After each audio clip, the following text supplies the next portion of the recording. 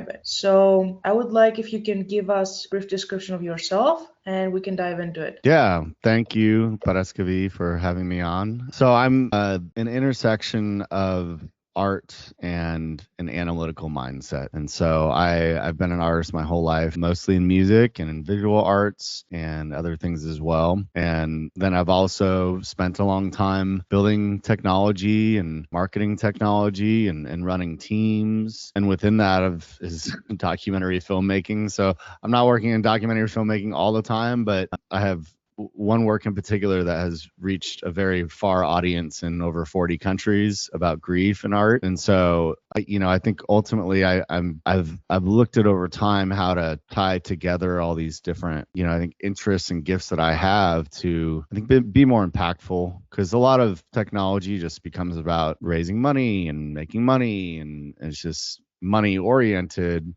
as opposed to really being passionate about the problem you're solving and helping people. And so that's, I've sought to be more intentional in the things that I build. Yeah, I really admire that because it's not something that we see a lot of the time. I would like if you could give us maybe a description of your journey as a founder, as someone who followed his passion, and I dare to say, lives a purpose-led life. Yeah, that's a great way to say it, as a purpose-led life. Yeah, I think I was raised Christian, and I had pretty much walked away from that in college just because I wasn't intellectually really tied to what I believed in. And so I went and studied a lot of other types of belief systems and philosophy, Descartes, Kierkegaard, Kant, all those really abstract philosophical type people. Eventually, right outside of college, I hadn't, I'd say a true adult conversion experience into Christianity, where I took accountability for what I believed in, and shortly thereafter got married, started having kids. I have 3 kids now, and been married almost 14 years. So along the way, I think, especially when you're growing a family, there's a lot of self-reflection of, who do I want to be as a husband? Who do I want to be as a father? How does my faith play into all that? I'm providing for my family, money and resources, and trying to take care of everyone. There's a different burden in each kind of role in a relationship for sure. But all that, and you're working, and oftentimes you take your work stress home with you. And so you have to figure out how to navigate that. And so that's been, I think, a constant theme for me. And I think most people is like, okay, what kind of life am I living? Am I helping other people? Am I just being selfish in the way I live? I mean, these things you kind of check yourself against. And then also the skills that you acquire in whatever profession you're in. It may just be that if you're a bricklayer, you're just building bricks, and that's okay. But there's the good parable there, if anyone's ever heard it, but it's like the 3 bricklayers. And so you ask the first one, what do you do? And he says, I'm laying bricks. And they're all building a church. You ask the second one, what do you do? And he says, well, I'm building a church. And you ask the third one, what do you do? And he says, I'm building the house of God. And they're 3 very different responses to doing the same work. And that always stuck with me, because you can really connect, I think, whatever it is you do. You're a janitor, you can connect that to a higher purpose. And the people who really do best in what they do, they connect that to a much bigger purpose. So I've tried to see that in all the work that I do. When I lost my brother in 2019, that there's a catalyst there, because experiencing a really painful loss makes you start to rethink life.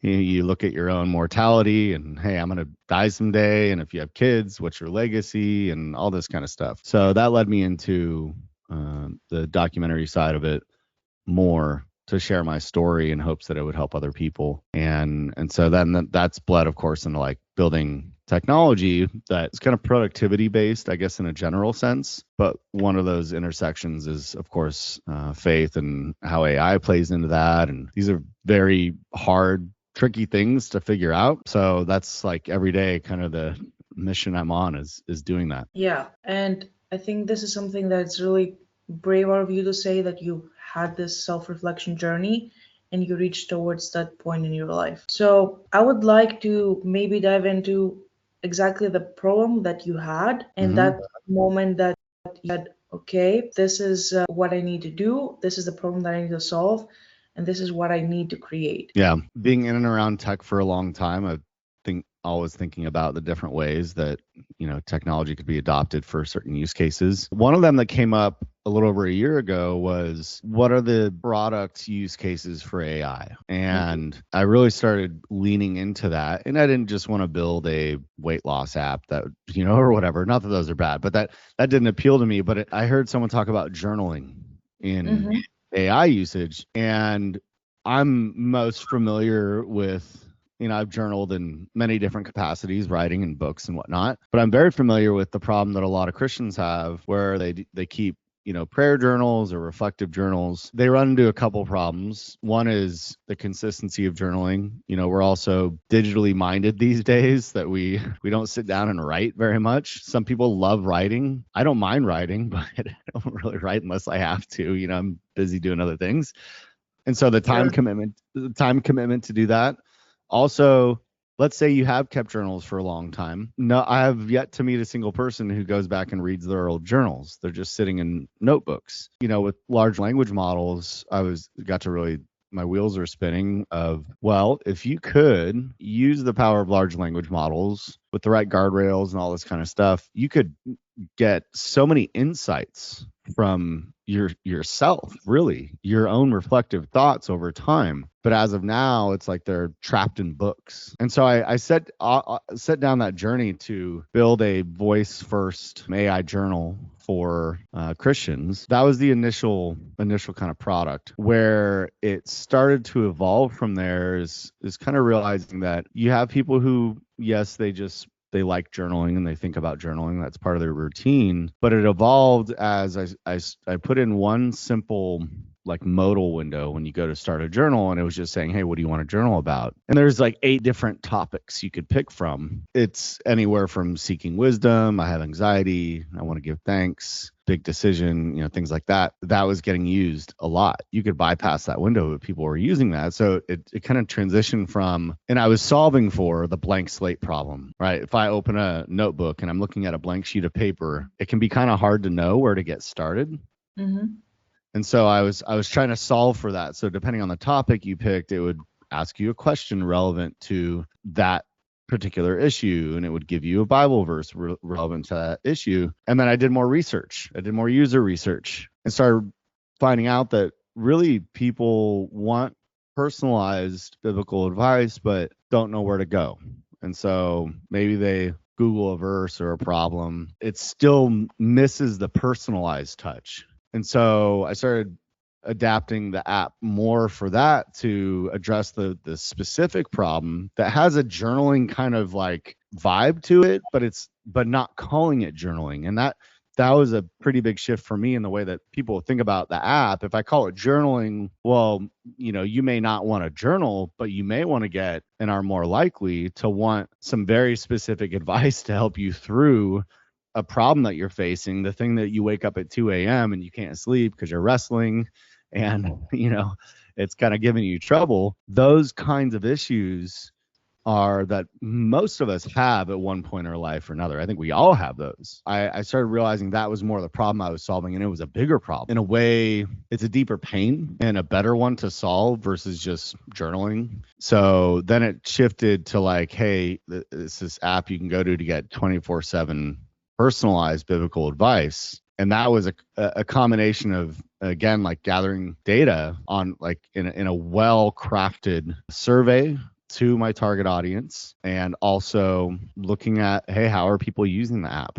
Does it make sense in the way it's being made? And putting my own ego aside to be like, maybe I was wrong in the way I originally thought about it. It was just like a sliver of the bigger problem. So How was this moment pivotal for you as a founder to say, okay, I will put my ego on the side to build a product for my users, I will listen to what people are saying to me. yeah, I think it's not, for me, it's not that hard, because I know from prior experience that is, if you don't listen to your users, what are you building? It's just building something for yourself, which is going to be what you're intending if you're trying to make a business. So I wouldn't say it's hard, but what can be difficult is you may have a lot of different directions you could go to address a problem. So Mm-hmm. that could be the more challenging part. But there's a cascading effect, of course, of when you decide to, whether it's a big pivot or small pivot or change, that can affect these other things like your messaging, right? I mean, of course, I've run through my messaging so many times and tweaked things, and I'm always kind of doing that, where I was doing a lot more in the beginning. It didn't really like hurt my ego so much, but I do make it a point of asking myself, hey, am I holding on to the way the app is in a certain way because of me? And if it is just purely because of me, then I have to go, okay, I'm not being as open-minded as I should be in terms of how it works. Mm-hmm. Yeah, in my experience, I haven't seen so many tools out there that touch topics such as grief, mental health, faith, and as I would go a bit step further to say empathy and emotional safety for the users. Mm-hmm. You're still using data and notification and features. How do these bind up with what your core messaging is? Because basically, you are talking into people's emotions. It's not Mm-hmm. something that someone would first think to solve with tech. Mm-hmm. Yeah, that's one of the things where I've actually had to, I guess, put aside what my preconceived notions were about how an app like this could be used. Because in some sense, I mean, one of the paths I went down is, okay, well, who spends money on this problem because they're aware of the problem, right? They're something that's worth paying money to solve. Well, if you go to like counseling, that you're going to be paying money for that one way or another. For a short time, started thinking about it in terms of that. And then I had a conversation with somebody from the college student age who threw a lot of, she works with college students, but she was throwing a lot of different problems at me that a younger generation is going to have about, pick a hot topic, politics, sexuality, the church, family, money.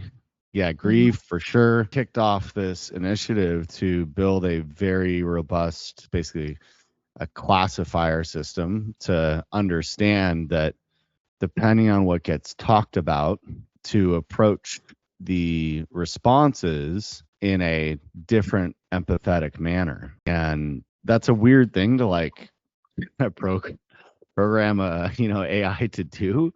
And the feedback people get, for those listening, it's like sections. So it's not a chat bot. It's taking what you're talking about in context of certain Bible verses, and then it's going through all these other prompting to make sure it gives you good feedback. But I have to put myself in the shoes of someone experiencing a lot of different things and making sure, especially if it's severe, that they're getting guided to help right away. That's, of course, super important, whether it's suicide or abuse or something like that. That's immediate attention. So giving them the right resources there. And then beyond that, having empathy in the response process. I have to myself be able to test all these different scenarios to make sure it's, again, responding correctly.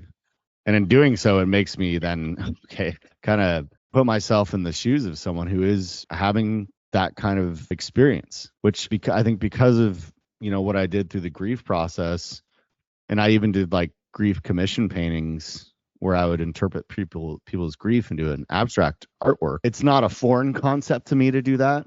It's also just kind of, it can be taxing, but it's something I really cognizant of on the regular. Is like, it's the easy situations that, or the common ones that you might throw in, those aren't really difficult. It's really the tricky situations, where there's a lot of gray area, and there's a lot of gray area in most things, but that's where I really want to make sure, okay, this is having the proper response. Yeah, I totally understand that. Based on what you mentioned before, can you share a story, not the exacts, of course, because we don't want to share anything sensitive online, Yeah. but how Psalmlog, your company, or any other work you felt that it had some meaningful change into someone's life? The ones I can speak to are ones people shared with me. Mm-hmm. There's a couple. So one is, this is a common one, is like life job transition stuff, Mm-hmm.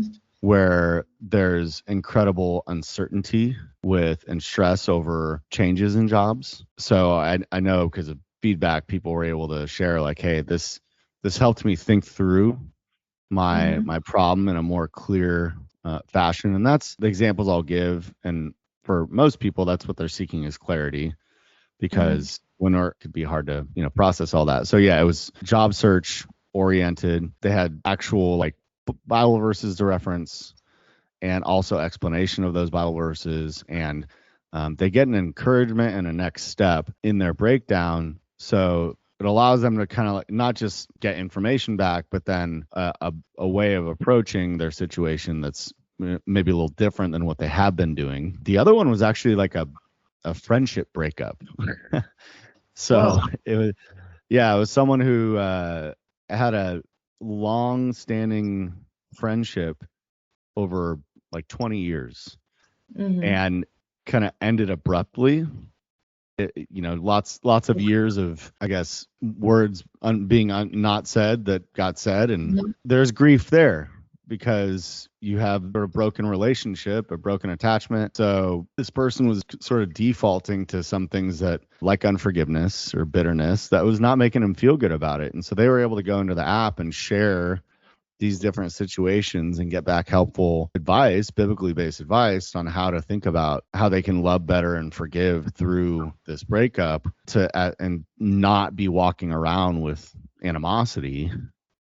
And so those are a couple examples. I haven't talked to anyone yet or no one shared with me necessarily like a death specific one, but I'm sure that's there as well. Yeah, I think also long friendships that end so, say, badly or dramatic, it's also something that people don't think of that it's grieving type as well, because you lose someone that you thought it was your person, your friend, or maybe if you had a closer relationship towards like a family member for 20 years, it's a long time. Like 20 years is almost a lifetime for some people. So yeah, yeah, Well, no, I yeah, don't. and grief can be a lot of things too. It's not just, of course, death. I mean, it could be loss of an opportunity that was going to change your life, and there's some amount of Mhm. grief there. So, and we're going through these things sometimes more than others, but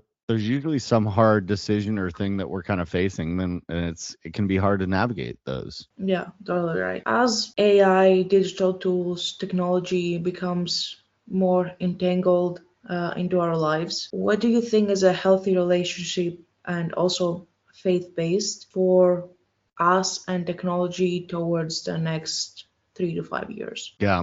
Well, I think the first thing is like, at least for me in Log, it's not designed to be a replacement for any human relationship. It's an assistive tool that to me is filling a gap in what could be. And part of that solving that problem is isolationism. Planned step in the app is to bring people more into community. And I'd say that for AI as a whole, when it comes to at least the mental health side of things, is hopefully it's not perpetuating being in isolation. But that also, if the bigger companies, there's a lot of safety guardrails or safety initiatives, I should say, that have kind of been, some of them have been abandoned, some of them are still held up, but making sure that you're not kind of like assuming they're always going to have your best interest because of commercialization and like, OpenAI is putting ads in, right? Well, that means they're going to Mhm. be learning all these things about you and monetizing based on that, which we've been used to for a long time. But big one is like, what is your end goal with implementing AI as a founder? Mhm. I think there's a lot to be said for just productivity in general. If it's helping you do your work better and that in turn helps other people, great. But I hope it's not ever seen as a replacement for human interaction. That's the concern, is like we've heard about people having AI girlfriend, boyfriend, that kind Yeah, of thing. yeah, exactly. That that's a really concerning one. It's like the movie Her, where Scarlett Johansson is the voice in that. That's kind of I remember people probably first saw that and they're like, no way. And now that's gonna happen. And what is that gonna get put into robots? Was it Ex Machina? I don't know if you've seen that. Hmm. Ex Machina, portrays that in a pretty dystopian way also. So that is probably the epitome of sort of the AI becoming this idol. And we can't forget that, like, you and I are real, physical humans. Those relationships are really important. Like, can't someone starts defending their AI robot over a person, that's going to get really weird, and that's probably going to happen too. So as a founder, how can you be like, if your calling is to be implementing technology and AI in a certain way, where are your ethics and all that, and are you drawing a line in the right ways? I think a lot of people are going to get challenged in that way. Yeah. What exactly are the values of Salmlog compared to like regular AI companies out there? Um, And yeah, I would like to see that because I think they're totally different based on the messaging that I have seen. Yeah, I mean, Psalm log, and I think you have to look at the incentivization, of course. Like, Mhm. what is the business optimizing around? Very transparent in that, like, it's a Christian based app, so it's going to uphold biblical values, Mhm. and beyond that, it's also going to not be like denominational in nature. So if you're Catholic, it's not going to reinforce you need to pray the rosary a certain amount of times a day or something. It's just when it comes to things you're experiencing, a lot of the programming behind the scenes is to really explicitly communicate the values that are in the Bible in a plain way. And there are some things that aren't plain language. Those are some of the situations where I have to test through and work through to make sure like it is, having a biblical answer. But even just like that alone is not how any of the big models are going to be functioning. Like they have very different mandates. Beyond that, I think similarities may be that we're hopefully aligned and no one's trying to do harm. This is the crazy thing about AI, of course, is you can manipulate the engine to do what you want. And there's also hallucinations. And that's a question that comes up, of course, is making sure that things aren't getting made up. The last thing I would ever want is an improperly cited Bible verse, or even worse, something made up. Mhm. And ultimately, it's like if this isn't working for some reason, A, I don't think it'll be successful. I don't think God will allow it to. But then B, it shouldn't exist. But like, ultimately, for us, it's partly familiar with the Bible. It's like the Great Commission, and so recapture, assist the people who are living in isolation and they need help. And maybe you have a friend group that isn't going to be supportive of a change of mind.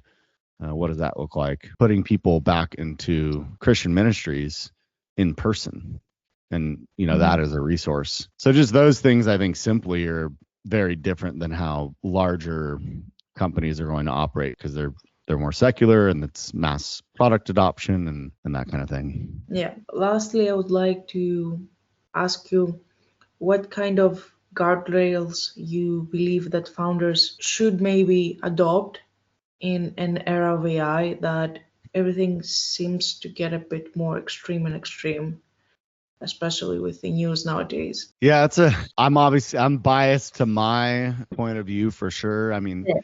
is AI going to be the answer to peaceful humanity? I don't think so.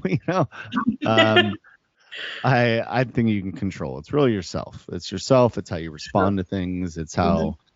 how you treat other people in and of itself. I mean, are you being one? What's your worldview? Just thinking, reflecting on that, but then also, what is your end goal? I mean, if people are just all a dollar sign, then you're going to probably be willing to do more things unethically so than someone has a different, maybe more altruistic purpose. I'd encourage anyone building any kind of technology, whether it's AI or any kind of business, like, Mhm. what are your ethics grounded in? Yeah. And that's a really important thing to know, because everyone comes up against situations at some point that test those ethics. And you have to really know what you stand for, what it's based on. If not, it could be easy to, sell out, as they say. You just take the money and you compromise yourself in the process. The thing I'd go back to is like, okay, well, the things we could tend to crave and that people will sacrifice a lot of integrity for, which is sex, money, and power. Those are the three things that that any kind of like people will start cults over, they'll do dictatorships over to maintain those things. Ultimately, we go out of this, we go out the same way we came in of this life. What, are you here to help other people? Or are you here to just help yourself? Maybe it's a simpler way to ask that. Sure. Yeah. And I think that's a really nice frame for people to close on. Why are you here in this earth? And are you here to help people or just to help yourself? Anyway, this is translated to everyone. Maybe this is a piece for thought that they can use. Anyone wants to find you, where they can find you? Yeah, LinkedIn, I'm pretty active on. So just Preston Zeller. I'm on Instagram as well. But LinkedIn's probably the best. And if they want to, of course, check out Solemn Log, or I do some like growth consulting. So if you just go to prestonzeller.com, you can see that as well. But I'm around, so don't be afraid to reach out. Okay. It was a great pleasure having you, and it was a great discussion. Such a different story of what we normally hear, and I like this optimistic side of people that are building AI. So thank you very much for your time. I really appreciate it. Cool. Thank you for having me on. Thank you too.